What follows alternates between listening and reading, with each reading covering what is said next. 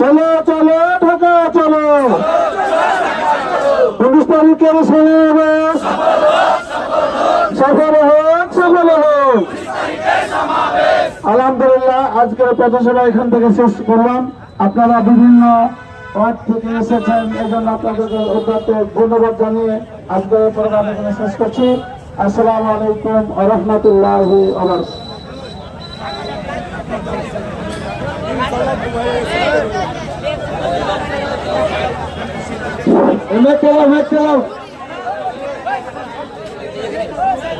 আর কোন দিক দিয়ে গেছি ভাই?